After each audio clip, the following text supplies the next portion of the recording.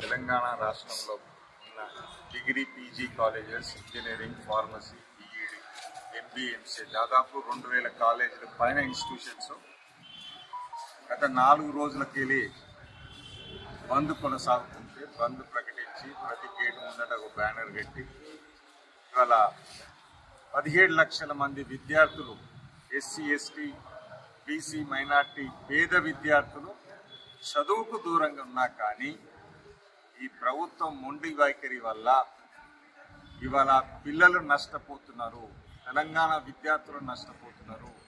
ఇవాళ తెలంగాణకు సంబంధించిన టీచింగ్, నాన్ టీచింగ్ స్టాఫ్ నష్టపోతున్నారు. ఈ ప్రభుత్వం దసరా ముందు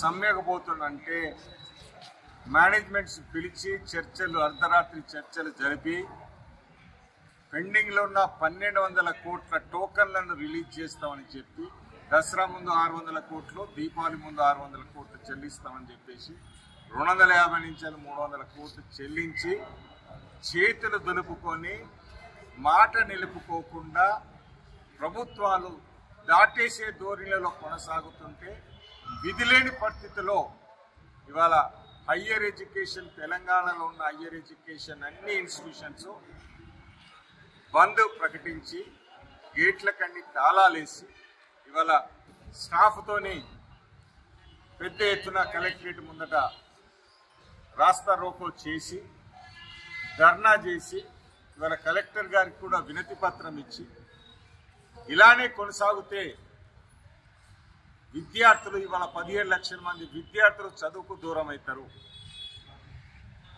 హయ్యర్ ఎడ్యుకేషన్కు దూరం అవుతారు. డిగ్రీ చేసిన వాళ్ళు పీజీ పోవాలి, ఇంజనీరింగ్ చేసిన వాళ్ళు ఎంఎస్సీ పోవాలి.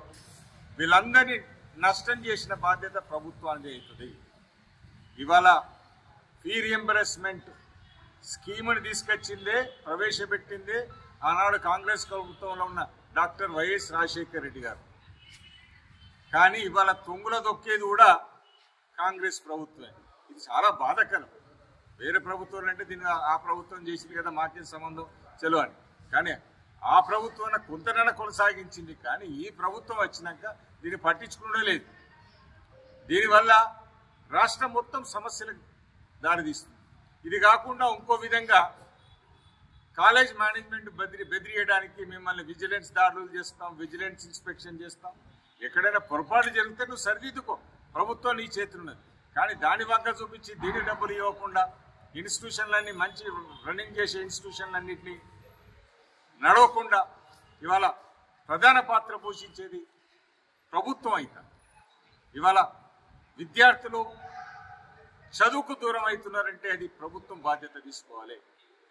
తక్షణమే ఉన్న బకాయిలో 50% రిలీజ్ చేసి ఇన్స్టిట్యూషన్లన్నీ రన్ అయితే చూసే బాధ్యత ఇవాళ గవర్నమెంట్ పైన ఉంటుంది. చర్చలకు మాత్రం మేము రాము, 50% రిలీజ్ చేసిన తర్వాతనే మీతో మా మేనేజ్మెంట్ అసోసియేషన్ చర్చలకు వస్తుంది, అప్పటికెళ్ళి కొనసాగుతుంది ఇన్స్టిట్యూషన్స్. కానీ ఇలానే మీరు చేస్తే మాత్రం విద్యార్థులు 17 లక్షల మంది విద్యార్థులను తెలంగాణ రోడ్ల మీద తీసుకొస్తే ప్రభుత్వం పరిస్థితి ఎలా ఉంటుందో మీరు ఆలోచించాలి. మీరు పెద్ద పెద్ద వాగ్దానాలు చేస్తున్నారు, కానీ నిజంగా చిత్తశుద్ధి ఉంటే విద్యార్థులను మీరు కాపాడాలనుకుంటే ఎస్సీ, ఎస్టీ, బీసీ విద్యార్థులను తక్షణమే 50% రిలీజ్ చేసి ప్రభుత్వం కాపాడాలని మేము కోరుతున్నాం. చరిత్ర సృష్టించినోడు ఇప్పుడు ఆ చరిత్రని తిరగరాయబోతున్నాడు. అబద్ధాల గోడల్ని బద్దలు కొట్టి నిజాలను రాగా మీ ముందుంచబోతున్నాడు. నిజమైన వార్తల కోసం వెంటనే డౌన్లోడ్ చేసుకోండి రా యాప్ని.